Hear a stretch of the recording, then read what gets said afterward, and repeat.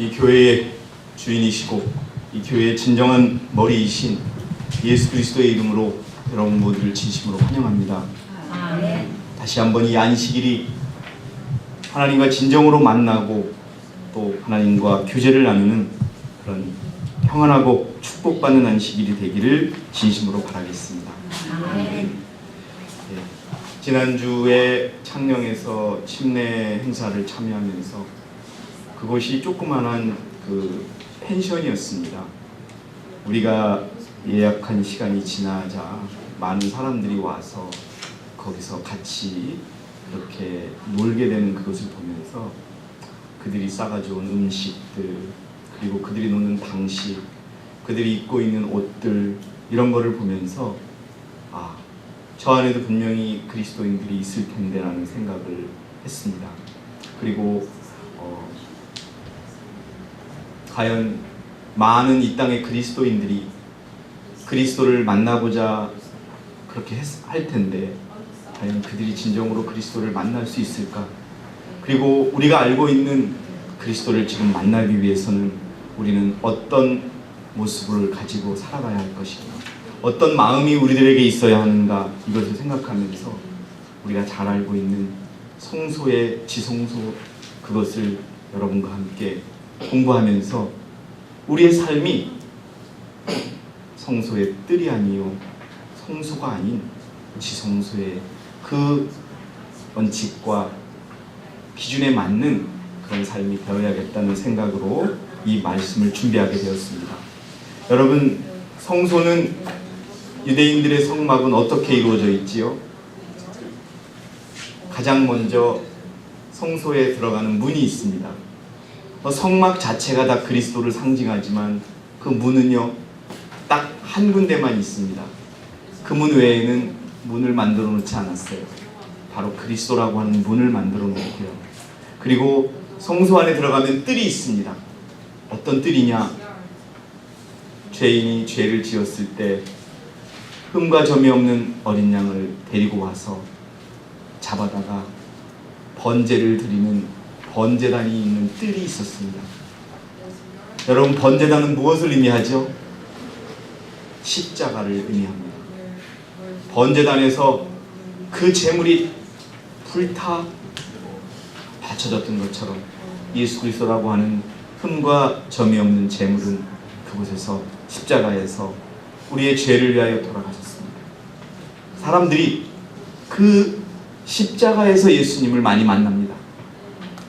그러나 성소는 십자가만으로, 성소의 뜰만으로 구성된 것이 아닙니다. 진정으로 그리스도를 만나기 위해서는 성소라고 하는 곳을 들어가야 되겠고, 그래서 유대의 제사장들은 매일매일 성소에서 제사를 드렸습니다. 그러다가 1년에 딱 하루 대속죄일이 되면 대제사장이 오직 하루 지성소에 들어가서 제사를 드리는 그러한 일을 수행했습니다. 바로 그곳이 지성소였습니다. 우리는 영적으로 대제사장이신 예수 그리스도께서 지성소에 들어가신 그때가 언제인지를 잘 알고 있습니다. 우리 제필 형제, 언제 예수님께서는 지성소에 들어가셨죠? 네, 1844년. 밀러가 1844년 봄, 1844년 가을에 예수님이 오신다는 기별은 그것이 예수님이 이 땅에 오시는 그 시기를 가르쳐 주신 것이 아니라 예수께서 성소의 문을 닫고, 이게 중요합니다 여러분, 예수님께서 계시던 성소의 문을 닫고 지성소로 들어가신 때가 바로 1844년이었습니다. 물론 지금 1844년이 지난 지금 160여 년이 흘렀지만 영적 대속죄일은 계속되고 있습니다. 우리의 제사장, 대제사장이신 예수 그리스도께서 지성소에서 지금도 무엇을 하고 계십니까? 무엇을 위해서 중보하십니까? 우리의 죄를 어떻게 해요? 우리의 죄를 중보하는 게 아니고 우리의 죄를 없애달라고 중보하시는 거예요. 우리의 죄를 용서하시라고 하나님께 변호사가 되어서 내가 보증합니다. 이 죄인은 죄가 없으니 용서해 주시라고 죄를 용서하시는 것뿐만이 아니라 무슨 일을 위해서 중보하신다고요? 죄의 기록조차 없애시고 계시는 일을 하고 계십니다. 여러분, 우리는 잘 알고 있습니다. 지성소의 예수님의 사업이 끝나면 예수님은 이 땅에 오시는 그것이 초기문집에 기록되어 있습니다. 그래서 여러분, 우리가 많은 사람들이 예수님을 만나러 교회에 갑니다. 그러나 불행하게도 우리가 알고 있는 예언의 신은 예수님을 진심으로 만나기 위해서는 어디에 들어가야 한다고요? 우리가 지성소에 들어가야 합니다. 그래서 여러분, 진심으로 여러분들께 권면드립니다. 우리는 그리스도와 함께 살려면 지성소 안에 계신 예수님을 만나시기 바랍니다. 왜요? 예수님은요, 성소의 문을 닫으셨어요. 그리고 지성소의 문을 여셨어요. 근데 사단은 다시 지성소의 문을 닫고 성소의 문을 다시 열려고 해요. 그런데 우리가 자꾸 성소에만 머물려고 한다면 사단이 원하는 대로 삼는 거예요. 더 나가서 십자가, 물론 십자가는 그리스도인들에게 전부예요. 하지만 여러분, 십자가의 그 속에 있는 그것을 깨닫기 위해서는 성소 안에 있는 것과 지성소 안에 있는 진리를 깨닫지 못하면 이해할 수 없는 겁니다. 그래서 저는 여러분들에게 지성소에 계신 예수님을 만나라고 말씀드리고 싶습니다. 세상에 넷째 천사가 마지막 천사라고 분명히 기록되어 있는데 다섯째 천사를 주장하는 사람들이 있습니다. 그러나 초기 문집에 보면 지성소에 계신 예수님께서 보내신 천사는 넷째 천사 외에는 없다는 것을 분명 확인할 수 있습니다. 다섯째 천사가 있으려면 초기 문집에 주님이 보내셨다는 천사가 나와야 됩니다. 물론 주님께 보고드리는 천사는 계속 나옵니다.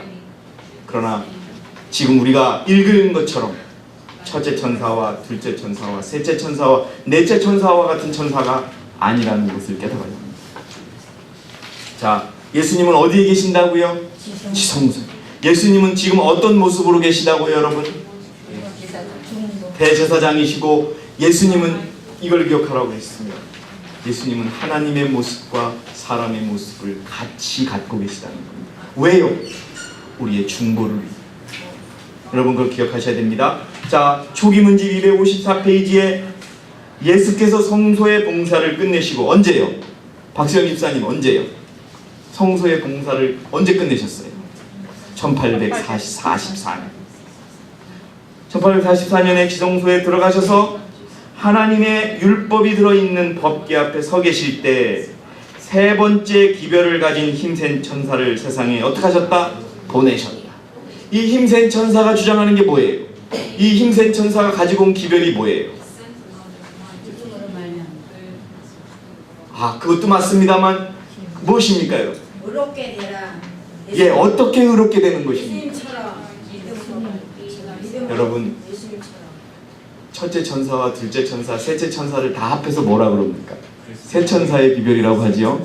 세 천사의 기별은 모두 다 믿음으로 말미암은 의인 것입니다. 그러나 첫째 천사는 무슨 기별을 가지고 왔다고요? 회개하라는 기별을 가지고 왔고, 둘째 천사는 무슨 기별이요? 예, 나와라 라고 하는 기별. 셋째 천사는 무슨 기별? 안식일을 지켜라, 짐승의 표를 받지 마라. 그럼 셋째 천사가 전하는 건 뭐예요? 안식일, 율법의 기별이라고 하는 겁니다. 이 기별은 하나님의 자녀들에게 그들에게 닥쳐오는 시련과 고통의 때를 보여줌으로써 그들로 하여금 경계하도록 주어진 것이다. 여기 써 있습니다, 여러분. 하나님의 백성들은 지금 행복할 수가 없어요. 그냥 마음 편하게 발 뻗고 잘 수 있을 수 없어요. 그렇다면 그들은 하나님의 자녀가 아닙니다. 왜요? 하나님의 자녀라면 사단이 공격을 받아서 고통을 받아야 되고 마음으로 가슴 아파야 되고 그런 시기를 보내야 되는 거예요. 여기 써 있어요. 그래서 이 기별을 깨닫는 모든 사람들의 마음은 어디로 향하고 있다고요? 지성소. 거기 성소라고 돼 있습니까? 성소 뜰이라고 돼 있습니까? 십자가라고 돼 있습니까? 뭐라고 돼 있습니까? 지성소로 향하게 돼요. 여러분, 우리가 진정으로 예수 그리스도의 세천사의 기별을 깨달았다면 우리의 마음의 눈은 어디를 향하게 돼 있다고요? 지성소. 왜 하나님께서는 십자가를 바라보라고 안 하고 성소를 바라보라고 안 하고 지성소를 바라보라고 하나님의 백성에게 얘기할까요? 여러분, 그것은 하나님께서 원하시는 가르침이 어디 안에 있다고요? 지성소 안에 있다고. 저는 이 교회를 선택할 때 이 가르침을 받고 분명 이것이 이 교회가 하나님의 교회라고 확신할 수 있었어요. 왜? 성경과 예언의 신이 만나고 일치하는 진리였기 때문에. 그런데 이 지성소는요, 어떻게 들어가느냐? 버스 타고 들어가는 것도 아니고 자가용 타고 들어가는 것도 아니고 기차 타고 가는 것도 아니고 어떻게 들어간다? 믿음으로. 이것이야말로 믿음으로 지성소 안에 들어가야 됩니다. 근데 중요한 것은요, 이 지성소는요, 무서운 곳입니다. 우리 어린이들, 왜 지성소가 무서운 줄 아세요? 죄인이 지성소에 들어가면요, 다 죽어요. 1년에 한 번 이스라엘 백성들의 대제사장이 들어갔는데 백성들 가운데도 죄가 있으면 그 대사장이 살아요, 죽어요? 백성들 가운데서도 죄가 있으면 그 대제사장이 지성소 안에서 죽습니다. 다시 한번 돌려 말하면 지성소 시대를 사는 우리에게 죄가 있으면 대제사장이신 예수 그리스도께서 어떻게 되십니까? 돌아가시고. 지성소는 무서운 거예요. 왜? 죄가 용납되지 않는, 오직 의로움만이 존재하는 곳이기 때문에 그렇습니다. 자, 초기 문제 254페이지를 우리 지율이가 읽어주시고, 반은 지율이가 읽고요, 반은 현진이가 읽어주시기 바랍니다. 어른들께서는 같이 집중해서 읽도록 하겠습니다.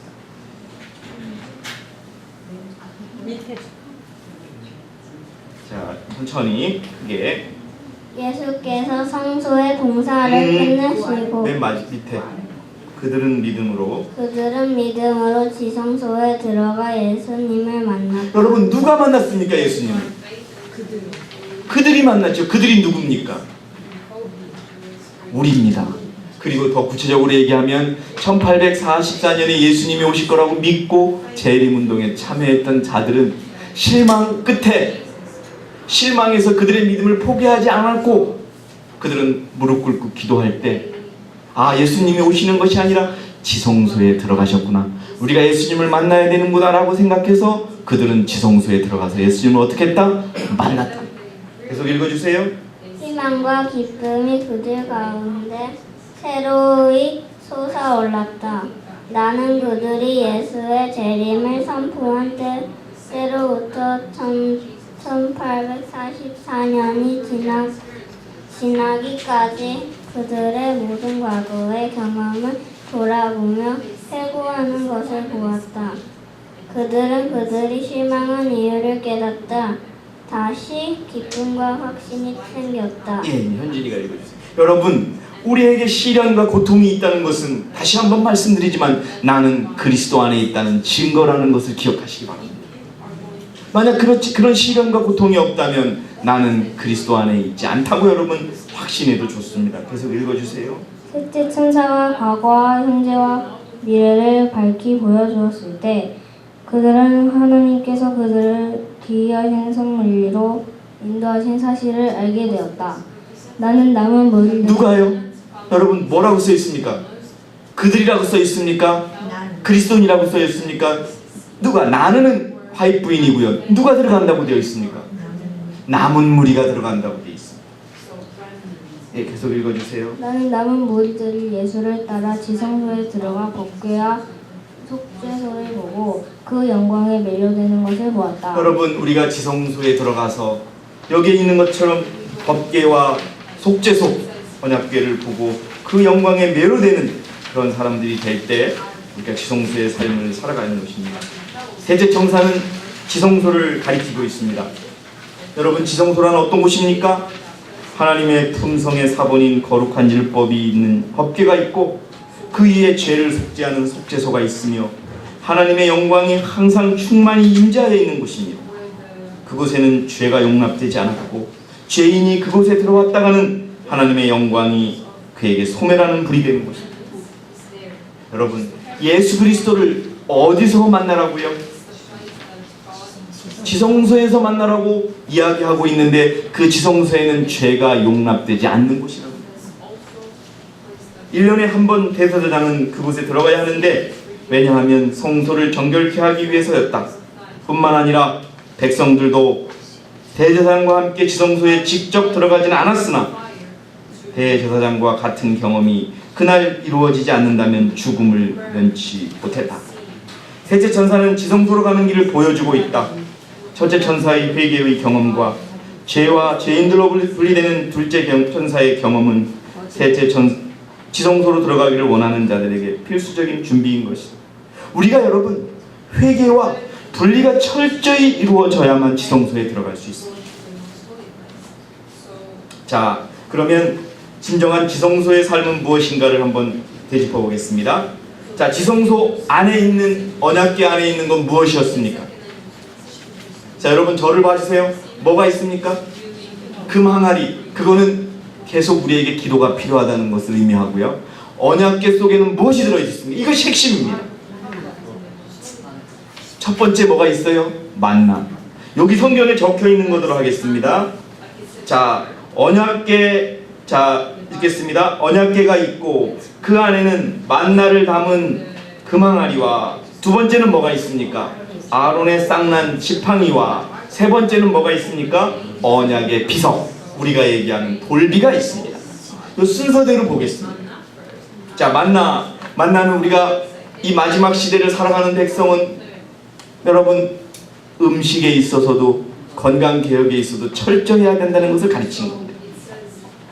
여러분, 요즘에 어떤 칼럼이 있습니까? 세상 사람들이 옛날에는 못 먹어서 죽는데 요새는 어떻게 해서 죽는다고요? 너무 많이 먹어서 죽습니다. 더 구체적으로 말씀드리면 아무거나 먹어서 죽습니다. 그리고 여러분, 금식이라는 것도 영적인 것만 제가 뽑았습니다. 자, 음식물 188페이지의 내용을 우리 최윤선 자매께서 한번 읽어주시기 바랍니다. 만나는 음식입니다. 건강개혁입니다. 절제입니다. 읽어주세요. 모든 사람들에게 권할 만한 금식은 모든 자극성 음식류를 금하고 하나님께서 풍성하게 준비하신 건강에 좋고 단순한 음식을 합당하게 사용하는 것이다. 예, 여러분, 금식이 뭐라고요? 금식은 안 먹는 게 아니에요. 여러분, 영적으로 금식은 또 무슨 의미가 있습니까? 제가 여러분 역대하 설교 드릴 때 말씀드렸죠. 진정한 영적 금식은 무엇이라고요? 회개요. 자기 자신을 완전히 포기하는 것이 영적 금식입니다. 여기에도요, 금식은요, 안 먹는 게 아니라 적당하게 적절히 먹는 것, 그것을 의미합니다. 자, 다음 페이지 보겠습니다. 다음 페이지 강범준이가 읽어주시기 바랍니다. 보다 더 큰 개혁이 그리스도의 곧 나타나심을 기다리노라고 하는 사람들 중에서 보여져야 한다. 건강 개혁은 우리 백성들 중에서 아직 이루어지지 않은 한 사업으로서 그것이 이루어져야 한다. 저는 이거에 대해서 여러분들 의심하지 않습니다. 그러나 혹시라도 우리 안에 아직도 육식을 하고 계신 분이 계시다면 분명히 육식은 끊어져야 합니다. 여러분, 왜 정재원 형제가 10여 년 동안에 그 단절을 끊고 이 교회에 돌아오게 됐는지 아십니까? 그가 어디에 있든지 간에 한 가지 타협하지 않은 것, 그는 끝까지 채식을 했다는 것이 바로 하나의 계기가 되었던 것입니다. 여러분, 우리는 한국에서는 예전에 그것을 철저하게 하지 않았는데요, 새로운 교인이 입교할 때 외국은요, 채식을 하는지 안 하는지 철저하게. 우리는 어떤 채식을 합니까? 육고기는 물론이요, 물고기도 안 먹는 채식. 분명합니다. 하다못해 젓갈도 안 먹는 분명한 원칙이 우리에게 있습니다. 왜 그럴까요? 그것이 건강 영양학적으로 이걸 따르지 않습니다. 왜요? 그것이 하나님께서 정하신 원칙이기 때문에 그렇습니다. 읽어주세요. 육식하는 위험에 대하여 일깨움을 받아야 할 사람들, 즉 아직도 동물의 고기를 먹어서 육체적, 정신적, 영적 건강을 위태롭게 하고 있는 사람들이 있다. 육식하는 문제에 관하여 지금 절반쯤만 계시는 사람들은 하나님의 백성과 더 이상 동행하지 않기 위해 그들을 떠나갈 것이다. 예, 여러분 선지자가 분명히 적었어요. 음식 개혁을 완전히 못하는 자는 언젠가 이곳을 어떻게 될 것이다? 떠나가게 될 것이다 라고 적혀 있다는 겁니다. 자, 그래서 여러분 또 식욕의 노예가 된 사람들은 그리스도인 품성을 완성하는 일에 어떻게 할 것이다? 실패할 것이다. 여러분 철저하게 개혁하시고 철저하게 절제하시고 철저하게 주님의 원칙대로 음식을 섭취하셔서 건강해지는 우리의 몸의 구원을 위하여 가장 필요한 것이 또 그것을 통하여 영적으로 우리가 건강해질 수 있는 금만나가 그 언약궤 안에 들어있었다는 것입니다. 두 번째, 아론의 쌍난 지팡이. 많은 분들은 이것을 교육이라고 얘기하지만 제가 대충에 있을 때는 분명히 아론의 쌍난 지팡이는 무엇을 의미하느냐? 올바른 지도자를 의미합니다. 그리고 지도자를 따르는 것을 의미합니다. 아론의 쌍난 지팡이, 여러분 이 작은 교회 안에 질서가 있고 권위가 있습니다. 어느 때는 그 권위가 너무 무시될 때가 있습니다. 여러분 우리 교회의 원칙 중에 어떤 것이 있는지 혹시 아십니까? 아무 이유 없이 목사와 장로를 거짓으로 비방하는 자는 징계를 받도록 되어 있습니다. 근데 이제까지 우리 한국에서는 한 번도 그렇게 한 적이 없습니다. 근데 우리 이번 행정회의 때 분명하게 너무 우리 교인들이 이 질서를 지키지 않는다고 얘기하시면서 그렇게 근거 없이 목사와 장로를 비난하는 경우에는 징계를 할 수 있다고 분명히 가르치라고 말씀하셨습니다. 왜 그런 줄 아십니까? 옛날 아론과 모세가 지도자가 됐을 때 다른 사람들이 그들을 비난했습니다. 왜 너희들만 지도자가 되냐고. 그때 하나님께서는 자 모두 다 지팡이를 놓고 가라. 내가 싹을 틔우는 지팡이가 내가 함께하는 지도자라는 걸 보여주겠다고 해서 그래서 여러분 다른 사람들의 지팡이에는 싹이 나지 않았는데 아론의 지팡이에는 싹이 나서 진정한 지도자를 보여줬던 것입니다. 아론의 쌍난 지팡이 이것을 무시하고 여러분 처음에 저는 대청에 갔을 때 놀란 것은 이 교회 안에 헌신하고 애쓴 자들이 너무도 이 교회를 떠난 일이 너무 많았습니다. 왜 그런가 물었습니다. 바로 이 아론의 쌍난 지팡이가 갖고 있는 의미라는 것입니다. 우리는 겸손하게 겸허하게 하나님께서 자신을 쓸 때와 자신을 쓰지 않을 때를 구분하고 있어야 합니다. 외국에 수없이 많은 나라를 개척하고 수없이 많은 영혼을 구한 목사님이 은퇴하고 나서 배도하는 모습들이 너무나 많습니다. 그것은요 지성소의 아론의 쌍난 지팡이, 진정한 아론의 쌍난 지팡이는 누굽니까? 예수 그리스도를 따르지 않았다는 그런 결론에 들어갑니다. 여러분들이시여 여러분들에게 겁주려고 하는 것이 아니라 주님께서는 말씀하십니다. 그 지도자를 신뢰하라. 자 여러분 영적 선물 4페이지 우리 박수영 집사님께서 한번 읽어주시기 바랍니다.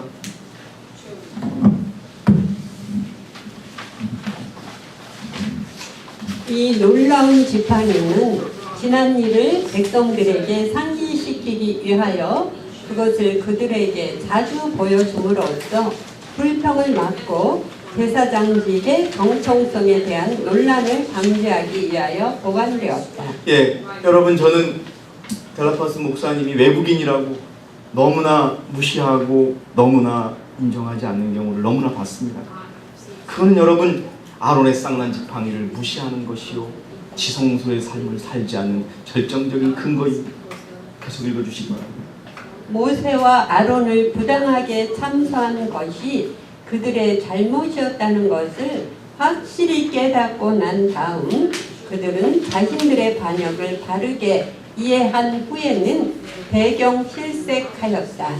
약속의 땅에 들어가지 못하고 죽어야 한다고 말한 분이 참으로 주님이시라는 것을 믿고 난 후에 그들은 모세와 아론이 옳았다는 것을 인정했고 무엇보다도 그들의 권위를 대적하여 반역함으로써 주님께 죄를 범하였다는 것을 깨달았다. 그들은 또 고라와 그와 함께 죽은 사람들이 주님을 거스린 죄인들이었으며 하나님의 진노를 받아 마땅하다는 것을 고백하였다. 예, 여러분, 이 아론의 쌍난 지팡이는 올바른 지도자에 대한 순종과 올바른 지도자에 대한 신뢰를 의미합니다. 디모데전서 3장 19절 20절에 장로에 대한 송사는 목사와 장로가 다 포함됩니다. 두세 증인이 없으면 받지 말 것이요 범죄한 자들 모든 사람들 앞에서 책망하여 다른 사람들도 두려워하게 하라. 그래서 여러분, 다시 말씀드리지만 우리 교회의 원칙은 목사와 장로에 대한 잘못은 2명의 증인이 없으면 받아들여지지 않습니다. 그러니까 이 말은 여러분, 근거 없는 비난을 중단하라는 거예요. 우리 교인들의 비난도 마찬가지고. 그래서 이 원칙도 여러분 있습니다. 이 성경에 이런 구절이 있으니까 우리가 이런 얘기를 하는 것이고요. 그 다음에 진정으로 마른 막대기를 가지고 있으면서 지성소의 삶을 살 수 없다는 말씀을 드립니다. 자, 소망, 시대의 소망 347페이지 우리 이옥준 집사님께서 읽어주시기 바랍니다. 마른 막대기 그대로 있는 사람들, 그리스도를 단순히 세상의 구주로 받아들이는 명목상인 믿음은 결코 심령이 치유를 가져올 수 없다. 구원에 이르는 믿음은 단순히 진리에 대한 단순한 지식인 동의가 아니다.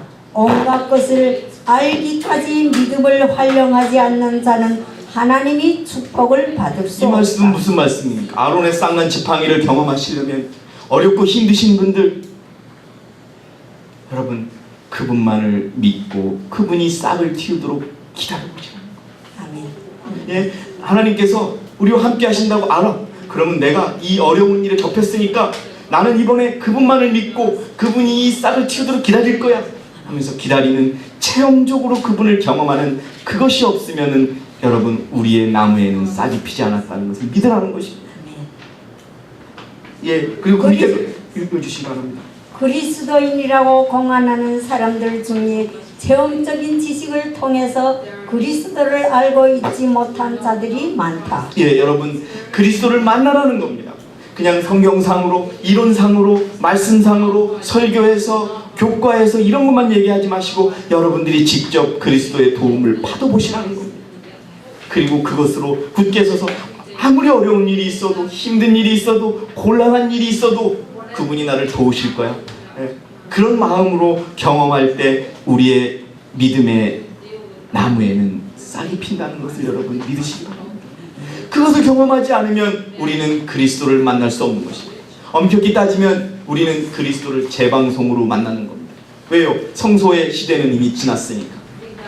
성소는요, 사단은 자꾸 성소 시대에 머무르라 그래요. 왜요? 성소에는 율법이 중요하다고 얘기 안 하니까. 근데 지성소 시대에는 가장 중요한 게 뭐예요? 율법이라는 겁니다. 이제 배울. 그 다음에 그 중에서도 몇 번째 율법이요? 4번째 율법. 자, 여러분, 아론의 쌍난 지팡이는 지도자, 진정으로 체험하는 믿음, 그것이 중요하다는 것을 가르치고 있습니다. 곧 교회 증언 1권도 읽어주시기 바랍니다. 고백만으로 아무 소용이 없다. 고백이 뭡니까, 여러분? 나는 그리스도인입니다. 나는 IMS 교인입니다. 나는 남은교회 교인입니다. 이렇게 얘기만 하는 거예요. 그러나 어떻게 적고 있는지 한번 보시기 바랍니다.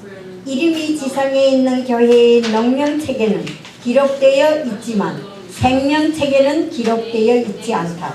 나는 20명의 젊은이들 중 한 사람도 체험적 신앙이 무엇인지를 아는 자가 없음을 보았다. 여러분, 그리스도를 진정 만나시기 바랍니다.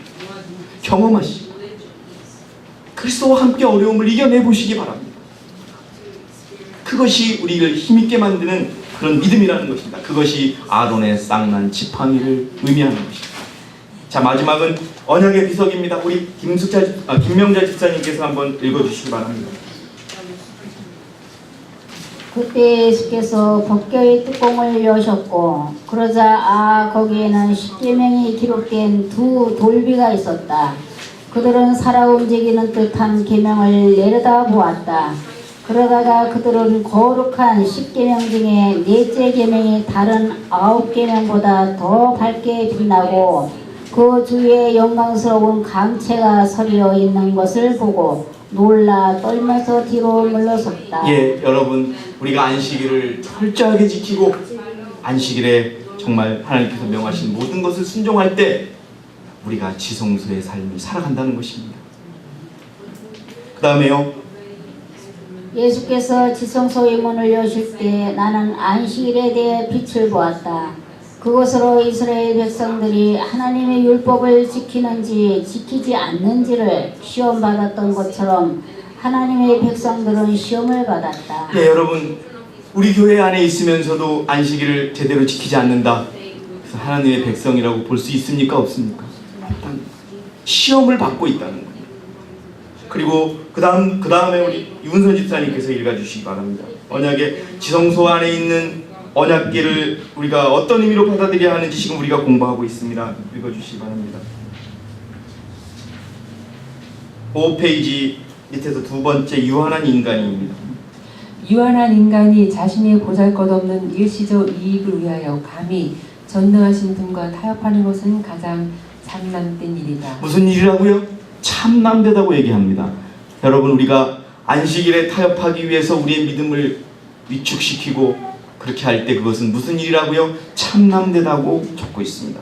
읽어주시기 바랍니다. 때때로 안식일을 세속적 사업에 사용하는 것은 전적으로 그것을 거절하는 것과 마찬가지로 무모한 범법이다. 그것은 주님의 계명을 편의상의 문제로 삼기 때문이다. 예, 넷째 계명인 안식일 그리고 그 외의 9째 모든 계명을 지키는 삶이 바로 지성소의 삶인 것입니다. 그렇게 될 때 우리가 지성소에 계신 예수 그리스도를 만날 수 있는 것입니다. 그러나 여러분, 우리가 현실적으로 율법을 다 지킬 수 있습니까? 없습니까? 우리의 부족한 모습 때문에 안 되죠. 그래서 믿음으로 지성소를 들어가라는 겁니다. 걸어서 들어가는 것이 아니고, 지성소는 지금 하늘에 있습니다. 여러분들이시여 믿음으로 지성소를 들어가는 저와 여러분이 되시기를 진심으로 바라겠습니다. 그래서 넷째 천사가 외치는 기별, 또 세 천사가 같이 기별했던 외별, 그 기별의 핵심이 무엇이냐? 여러분, 그 읽어주세요. 목사 92페이지 내용입니다. 여러분, 그것은 백성들에게 그리스도의 의를 받아들이도록 초청했는데 이것은 하나님의 모든 계명에 대한 순종으로 나타난다. 여기서 그것은 무엇입니까? 우리 윤선 집사님, 그것은, 여러분들, 그것은 무엇입니까? 넷째 천사의 기별은, 1888년의 기별은, 미네아폴리스에서 온 기별은 이겁니다. 분명 여러분, 재림교회가 그러잖아요. 우리 1888년에, 죄송합니다, 1888년에 그때는 거절했지만 나중에는 받았다. 그런데 그것을 받았다는 증거가 어떻게 나와야 되느냐? 계명에 대한 순종으로 나와야 되는데, 그렇지 않다면 그것은 받아들인 것이다, 받아들인 것이 아니다, 받아들인 것이 아니라는 것이죠. 그렇기 때문에 우리는 모든 계명에 순종할 때 진정한 내 천사의 기별을 받아들인 증거가 나온다는 것을 여러분 믿으시기 바랍니다. 아무리 말로 해도 증거가 입증되는 것이 아니고, 오직 내가 제7의 안식일 예수 재림교 개혁운동 세계선교의 교인이라는 것은 어떻게만 밝혀진다? 모든 계명에 대한 순종으로만 밝혀진다. 결국 지성소의 삶을 산다는 것은 우리가 모든 계명에 대해서 순종하는 삶을 사는 것이라는 것을 기억하시기 바랍니다.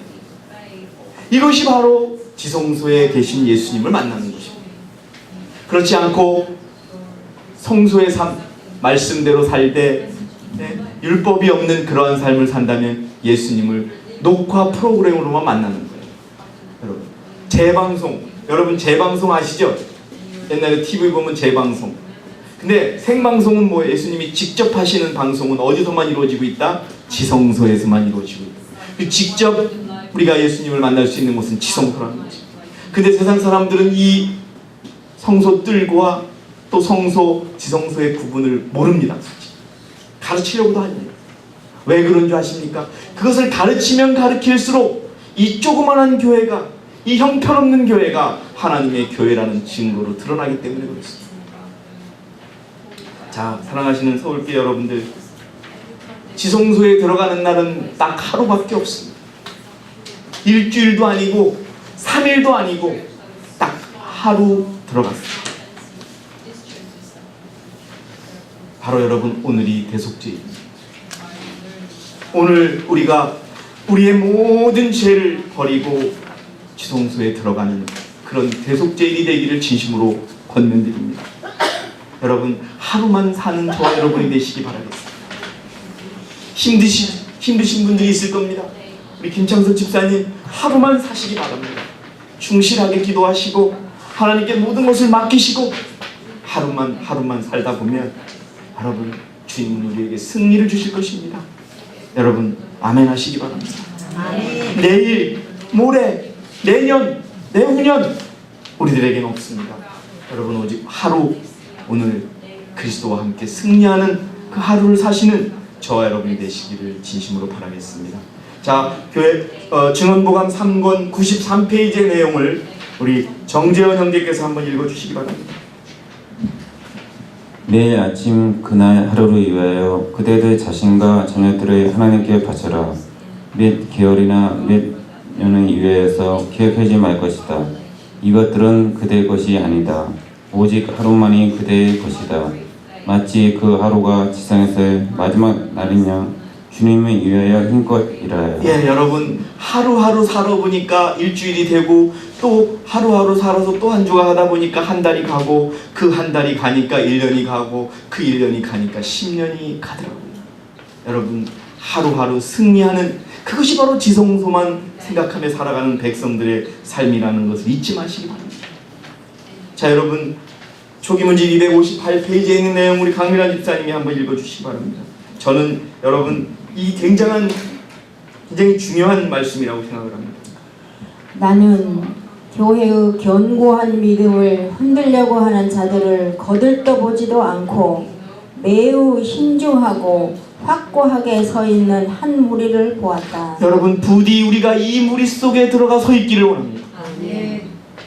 하나님께서는 저들을 기쁨으로 바라보고 계셨다.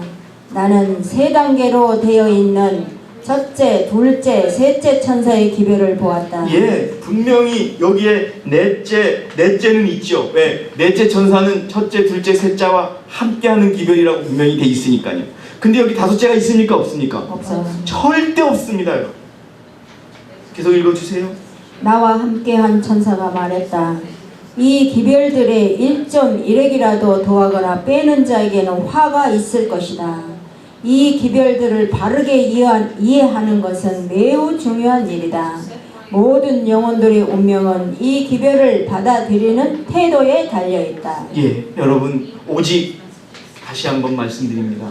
지성소의 삶을 살아가는 자들에게는 18장 천사의 기별, 넷째 천사의 기별이 마지막 기별임을 확신해야 합니다.